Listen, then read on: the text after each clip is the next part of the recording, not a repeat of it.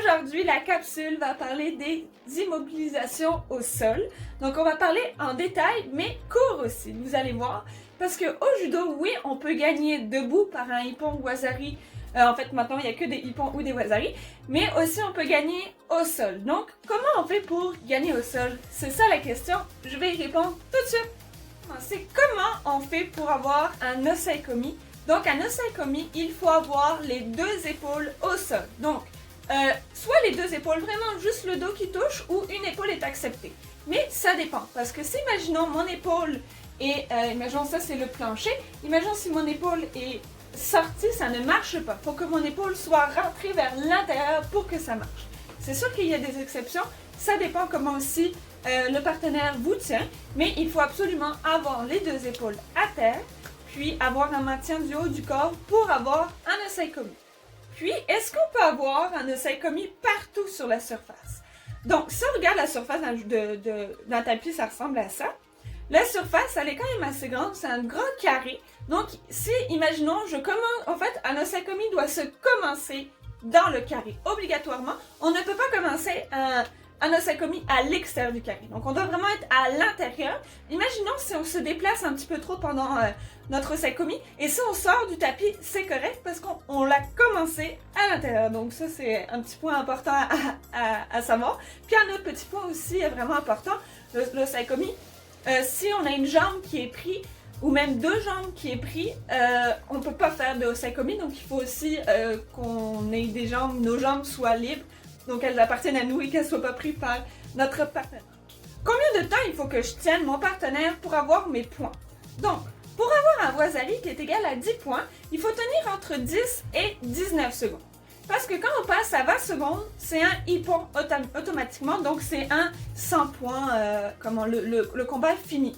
Mais imaginons, si je tiens 15 secondes, j'ai gagné un wazari. Donc imaginons, je tiens mon partenaire pendant 15 secondes.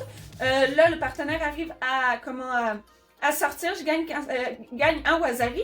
Imaginons, je le remets au sol et je le retiens en osaekomi et je retiens 10 secondes. Je gagne un autre wazari. Donc avec deux wazari, on gagne le combat. Donc soit on gagne un combat avec un ippon ou avec deux wazari. Donc on peut avoir deux wazari au sol. Bon, un petit exemple pour résumer la vidéo. Donc, je commence mon combat. Je mène d'un point parce que j'ai fait tomber mon partenaire debout. Donc, j'ai gagné mon point debout. Je continue mon combat se déroule.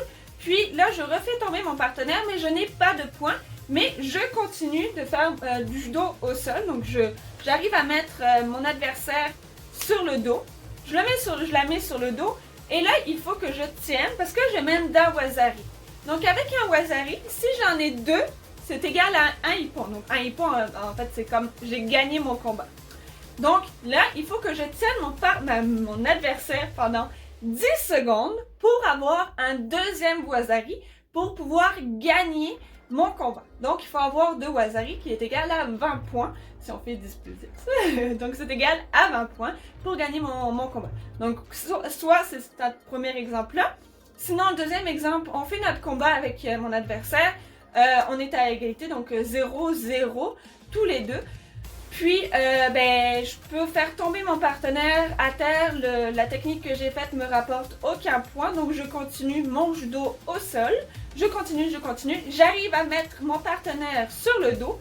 Et là, vu que j'ai 0 point, il faut que je tienne pendant 20 secondes pour avoir un ippon. Donc, 100 points.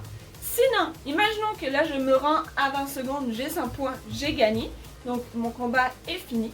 Si, imaginons, je tiens mon partenaire, donc là, j'ai toujours 0 points.